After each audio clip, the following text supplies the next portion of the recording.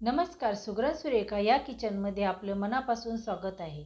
अतिशय सोप्या पद्धतीने अळीवाचे लाडू कसे बनवायचे आहे हे आज मी दाखवणार आहे.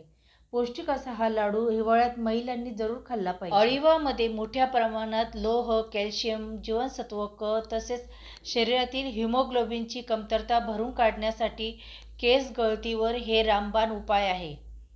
यामध्ये बी कॉम्प्लेक्स असते, केसांची वाढ अगदी छान होते.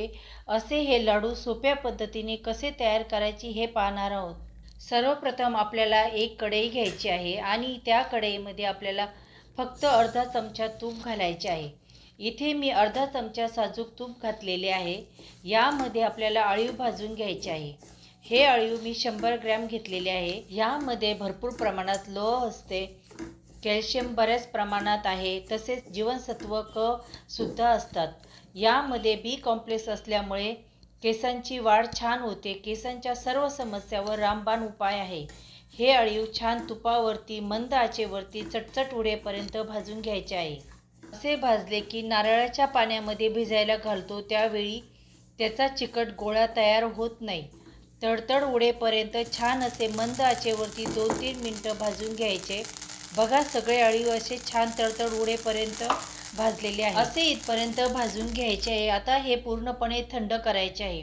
एका भांड्यामध्ये काढून घ्यायचे आहे. अळीव पूर्णपणे थंड झाल्यानंतर इथे मी एक नारळ फोडून घेतलेला आहे. त्याचा वाटीभर पाणी निघालेलं आहे. तर हे नारळाचे पाणी टाकलेले आहे. जर तुम्हाला नारळाचे पाणी टाकायचे नसेल तर तुम्ही साध्या पाण्यात पण भिजत घालू शकतात. अळीव साधारण अर्धा तास भिजत घालून ठेवायचे आहे. आता आपण अर्धा तास भिजवल्यानंतर हे छान मस्त फुलले गेलेले आहे. बघा, याचा असा चिकट गोळा तयार झालेला नाहीये. बघा, जर आपण न भाजता हे अळीव भिजायला घातले असते तर मात्र याचा चिकट असा गोळा तयार झालेला असता. म्हणून हे भाजूनच मगच भिजत घालायचे आहे. आता जेवढे अळीव तेवढेच आपल्याला ओलं खोबरं घ्यायचं आहे. इथे मी एक नारळ किसून घेतलेला आहे आणि तेवढ्याच प्रमाणात बारीक चिरलेला गूळ घ्यायचा आहे.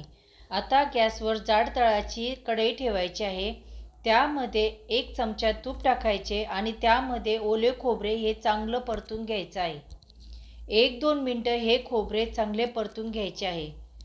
परतून घेतल्यामुळे हे लाडू थोडेसे जास्त दिवस टिकतात. ओले खोबरे घातल्यामुळे पटकन खराब होण्याची शक्यता असते, पण आपण हे खोबरे चांगले असे भाजून घेतले तर मात्र हे लाडू थोडे जास्त दिवस टिकले जातात.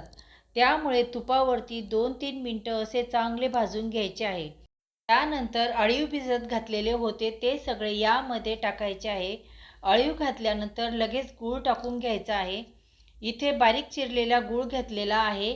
हे जे गुळाचे प्रमाण आहे ना सांगितलेले, त्यामध्ये मध्यम गोड लाडू तयार होतात. पण जर तुम्हाला जास्त गोड लाडू आवडत असतील तर मात्र गुळाचे प्रमाण वाढवले तरी चालतील. गुळामध्ये भरपूर प्रमाणात लोह असल्यामुळे शक्यतो अळीवाचे लाडू तयार करताना गुळाचाच वापर करायचा आहे. म्हणजे आपल्या शरीराला लोह मिळते. बाळंतपणानंतर शरीराची झीज भरून काढण्यासाठी हे लाडू बाळंतीण बाईला हे लाडू आवर्जून खावेत. थंडीमध्ये केस गळतीचा बऱ्याच महिलांना त्रास होतो. अशा वेळी हे लाडू खाल्ले तर मात्र आपली केस गळती अगदी थांबली जाते. आता गूळ पूर्णतः विरघळल्यानंतर हे मिश्रण काहीसं असं तयार झालेलं आहे. आता हे लाडू वळण्यायोग्य झालं की नाही हे कसं ओळखायचे याची खूण तुम्हाला मी सांगते. या मिश्रणाचा असा गोळा तयार करून बघायचा. याचा असा गोळा तयार होत असेल तर म्हणजे आपलं मिश्रण तयार झालेलं आहे. असं घट्ट असं मिश्रण तयार करायचे आहे. बऱ्यापैकी मिश्रण तयार झालेलं आहे. आता गॅस बंद केलेला आहे आणि गॅस बंद केल्यानंतर जायफळ किसून टाकायचे आहे.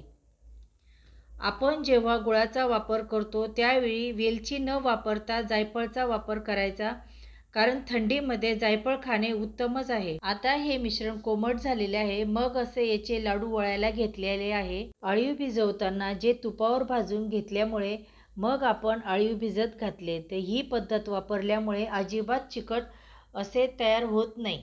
शक्यतो असे तुपावर भाजून मगच लाडू तयार करावे, म्हणजे खायला हे खमंग लागतात.